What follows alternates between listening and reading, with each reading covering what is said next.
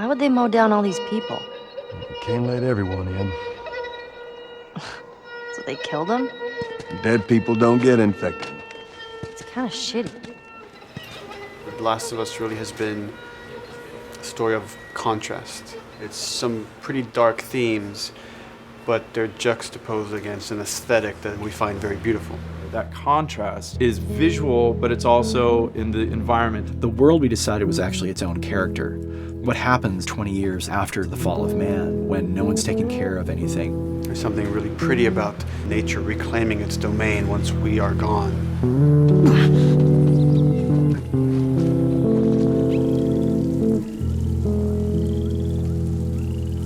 So everything we're doing in the environments is relating back to what you should be feeling in the story or what's happening to these characters. You as a player, you as Joel, you can look at these things and reflect about how much we've built.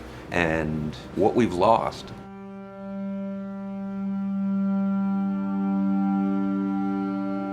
You get to see hints of civilization that used to be.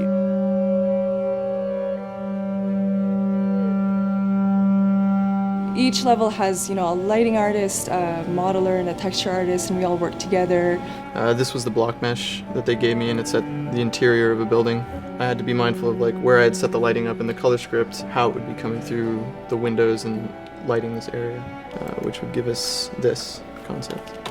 I keep everything on separate layers, so say if they don't want the guys in the concept, I can take them out, or if they don't want the closet there, I can take that out really easily. Keep everything really flexible. Well, Naughty Dog, we really try to cultivate a culture where anybody is encouraged to criticize anybody else's works. And we find that the more we do that, the better the game gets. We don't have a lot of meetings because most of the meetings are you and two other people hanging out at somebody's desk. If you need something to get done, you just go find that person and you talk to them about it. So, dude, I was actually trying to figure out right here, there should probably be some dead foliage.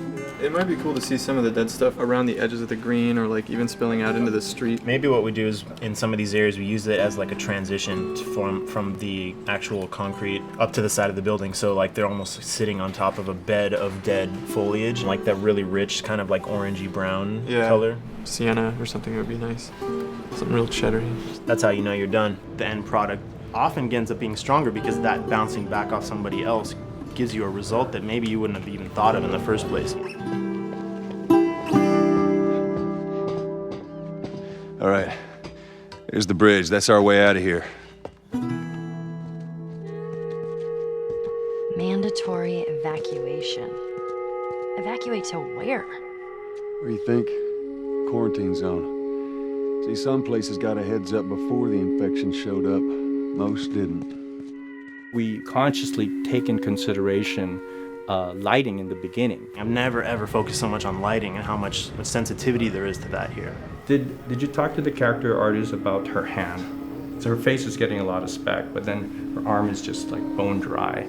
You think something we can tweak in shader? We'll have to send back to character team Michael to take a look. I can play with the lights and see if that's creates more spec. Yeah. So all the characters cast soft shadows onto the environment. Even when there is no direct sunlight or no direct light sources, we still have nice fuzzy shadows.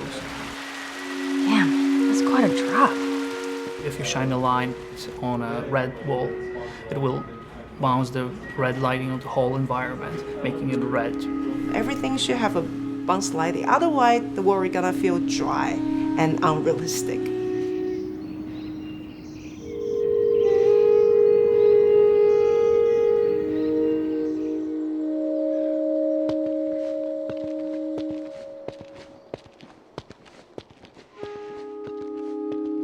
Once I finish the concept, they take it at 3D artists and lighters, VisFX guys, and they'll bring it into the game engine. They got the same sign, all the foliage, lighting. That's how it kind of translates from the color script to the finished game that you play. This way. If we cut through downtown, we can hit the Capitol building by sunrise. We hope. This engine is really driven in a way towards a very high level of cinematic control. Hopefully, if we achieve our goal, you'll see it is beautiful. There are these truly beautiful moments amid all this chaos and destruction.